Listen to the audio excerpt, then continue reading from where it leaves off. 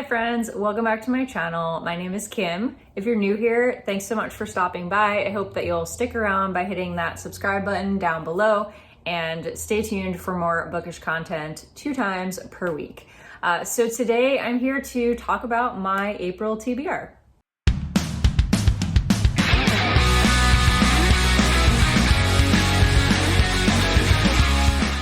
So my March reading plans did not go exactly how I planned. And there were many books that I did not get to, which I'll talk to you about in my March wrap up. But I do have lots of new books on my TBR for this month because like a ton of my library holds all came in at the same time and I want to make sure I get to them. I've been kind of in the bad habit of putting stuff on hold at the library and then it comes in and I like don't get to it and then I have to return it because new books you only get for 2 weeks and like a lot of times other people have them on hold so you can't renew them. And so yeah, I end up having to return them without having read them and that's really stupid because I waited a long time for them. So I'm prioritizing library books this month for sure. You will see that in the next like 6 books. So the very first book that I have from the library is Reprieve by James Han Matson. And this is a horror book. It's a social horror book. It is about an escape room. So it says on April 27th, 1997, 4 contestants make it to the final cell of the Quigley House, a full contact haunted escape room in Lincoln, Nebraska, famous for its monstrosities, booby traps, and ghoulishly costumed actors. If the group can endure these horrors without shouting the safe word, reprieve, they'll win a substantial cash prize, a startling feat accomplished by only one group in the house's long history. But before they can complete the challenge, a man breaks into the cell and kills one of the contestants. So essentially, this is like after the fact, and you have the perspective of all the people that were present, and they all have their own opinion on what happened and who did it. And because this is social horror, I'm sure there's going to be some commentary on race, politics, capitalism, it says, and as well as our obsession with fear as entertainment. This sounds so interesting, and I've been meaning to get to it for so long. I had it on hold at my library for quite a while, and I really need to get to this before it has to go back. So yeah, I'm really excited about this one. I'm trying to get a good amount of horror in this month for 2 reasons. One, I'm starting to do the 50 states, 50 books, horror books challenge that's on Instagram. I'll go ahead and like link that below in case you're interested and you have Instagram. But that's been kind of going around and I've been wanting to join in for a while. This is not a book for that, but I have some horror books on my TBR for that. And at the end of this month is Spring Fling-O-Ween, which Gabby from Gabby Reads and Olivia Reads a Latte run. Well, Spring Fling-O-Ween is new, but they run these like horror readathons throughout the year.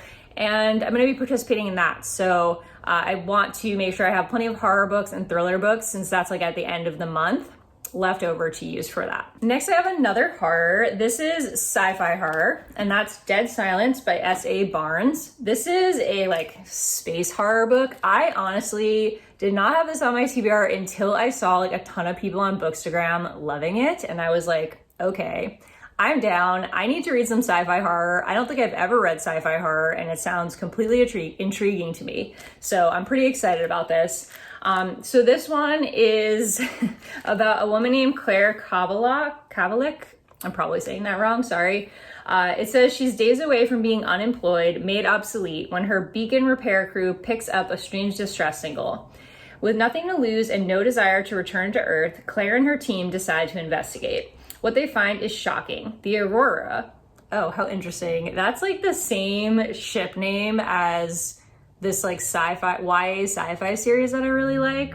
Oh wait, it's the name of the girl, never mind.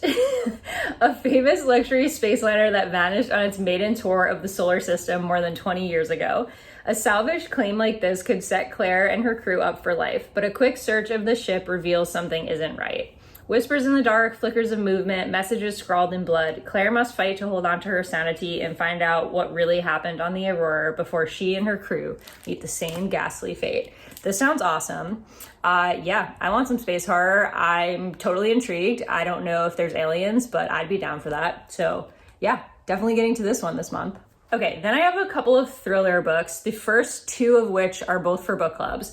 So the first one I have here is All Her Little Secrets by Wanda M. Morris. I've been intrigued by this one for a while, but it hasn't been at like the very top of my TBR. But it's going to be, or it is, the literally dead, I cannot talk today, sorry guys.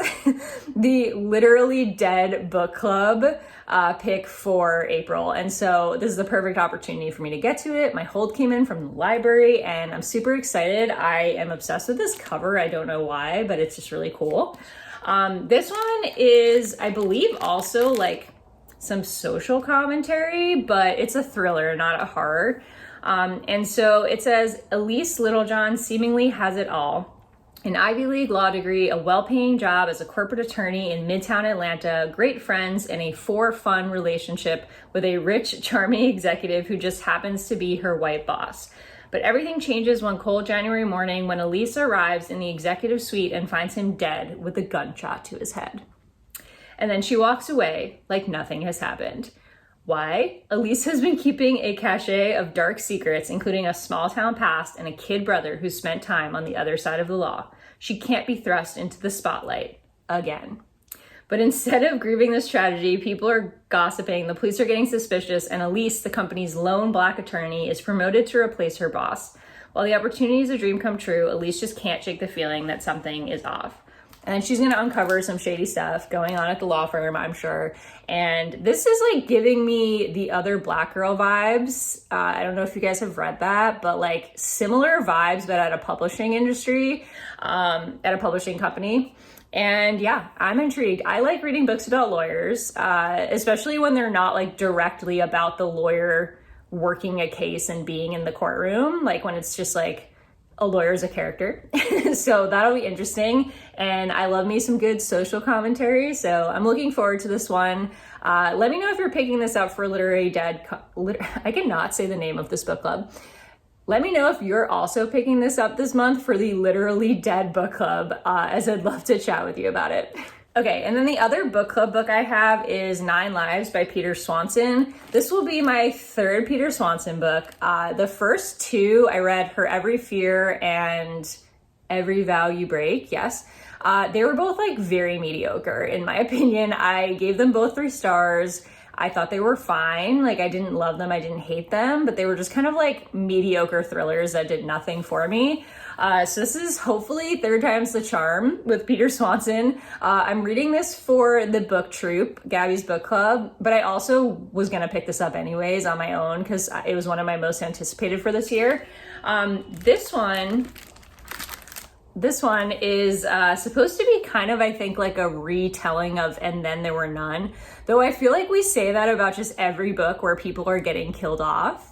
But it's kind of, I think, the same premise where they get like a letter in the mail and then people get killed off one by one. So it says 9 strangers receive a list with their names on it in the mail. Nothing else, just a list of names on a single sheet of paper. None of the 9 people know or have ever met the others on the list. They dismiss it as junk mail, a fluke, until very, very bad things begin happening to the people on that list.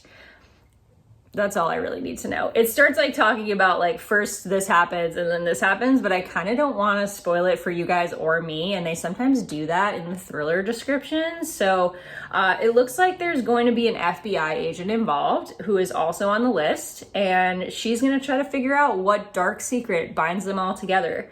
And I assume they're going to start getting killed off. So I'm really intrigued. I love stuff like this where it's like some mysterious thing linking them together. It reminds me kind of Clue or like Haunting of Hill House almost, where these people are all being like brought to this place or brought together because something binds them and they're being like blackmailed in some way. And this has like those vibes. So I'm pretty intrigued. I really, really hope that I love this because like I want to love Peter Swanson. Like his concepts always sound so interesting to me, but they just always fall so flat in execution. So I really want to love this and I really hope that I do. Okay, and then I have 2 more thrillers from the library that I just was excited about. And the first one is This Might Hurt by Stephanie Roble. This one it's by the author of Darling Rose Gold, which I didn't read, but I heard good things about. This one is about two sisters. So it says Natalie Collins hasn't heard from her sister in more than half a year. The last time they spoke, Kit was slogging from mundane workdays to obligatory happy hours to crying in the shower about their dead mother. She told Natalie she was sure there was something more out there. And then she found Wisewood. Oh yes, I remember this now. Wisewood's guests commit to 6-month stays on a private island off the coast of Maine. During this time, they're prohibited from contact with the rest of the world. No internet, no phones, no exceptions, but the rules are for a good reason, to keep guests focused on achieving true fearlessness so they can become their maximized selves. Natalie thinks it's a bad idea, but Kit has had enough of her sister's cynicism and voluntarily disappears off the grid. Then later, the sister receives a menacing email from Wisewood revealing the secret that she's been keeping from Kit, and it's going to get thrilling from there, I hope. This sounds like what I wanted Catherine House to be. Like, I hated it. I'm sorry to those of you that love Catherine House, but like, I hated that book. And I wanted this, right? Like, I wanted this secluded, like, people go there and they're totally cut off from the world and something dark and sinister is happening. Catherine House is like more horror while this is more a thriller. And it seems like this also involves some blackmail.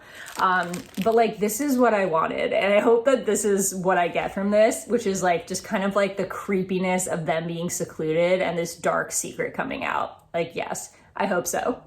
Okay, and then I have one more thriller, which is The Night Shift by Alex Finlay. I wanted to get to this last month for Lights Out Book Club, but my library hold took forever and it didn't come in until like the last 2 days of the month and I didn't get to it. So this one is the second book by this author. I was also interested in this author's first book, but it didn't get great reviews, so I figured I'll check this one out, see how it is, and then maybe go back and pick up that one.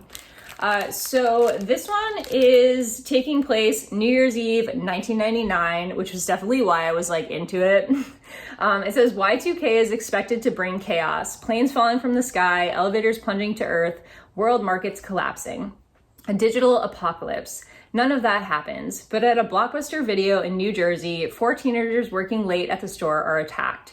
Only one inexplicably survives. Police quickly identify a suspect, the boyfriend of one of the victims, who flees and is never seen again.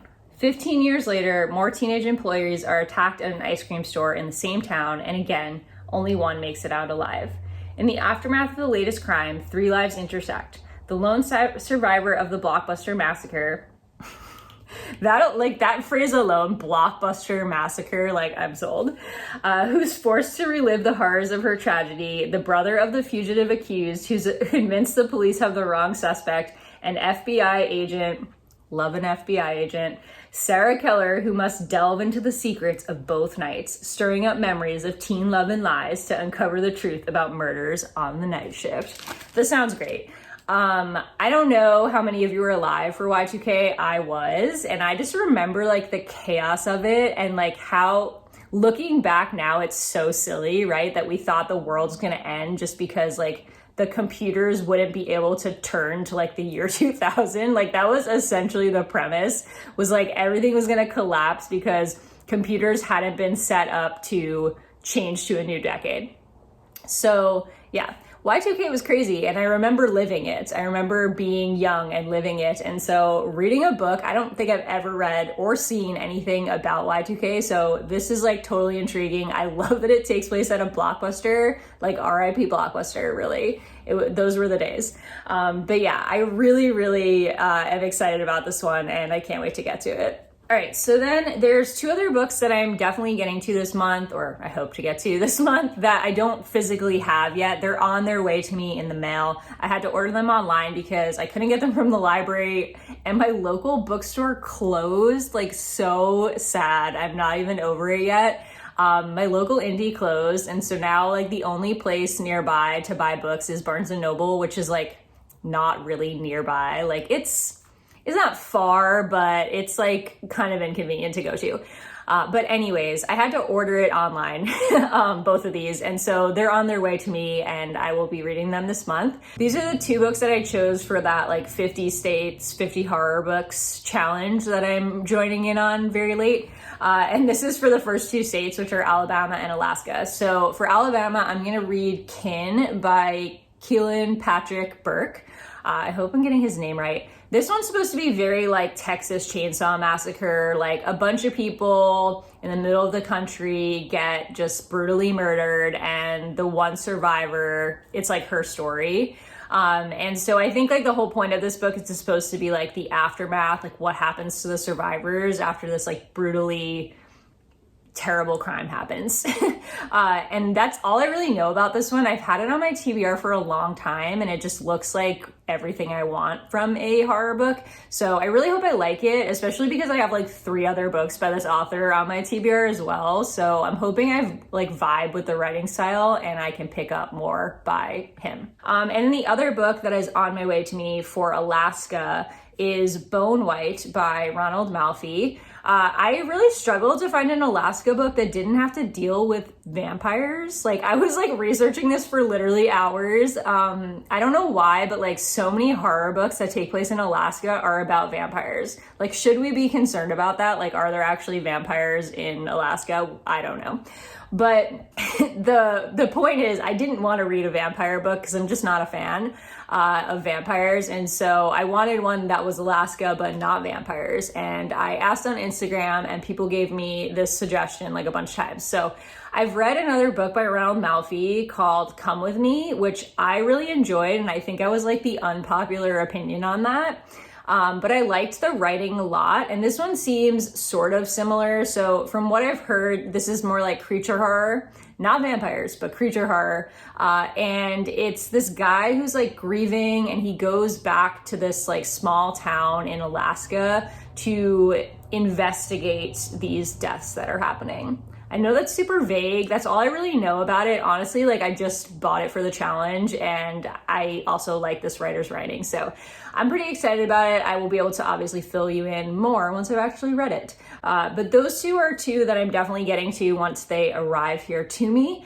2 other books that I'm hoping to get to that were on my March TBR and I haven't gotten to yet, unfortunately, are A Flicker in the Dark by Stacey Willingham. I feel like I've talked about this like 4 times, so I'm just gonna give you like a brief summary of this. This is basically about this girl whose father admitted to or confessed to killing these like 6 teenage girls. Then like years later it starts happening again, and they're trying to figure out like, is it a copycat killer, or was the dad like not the person who was guilty in the first place?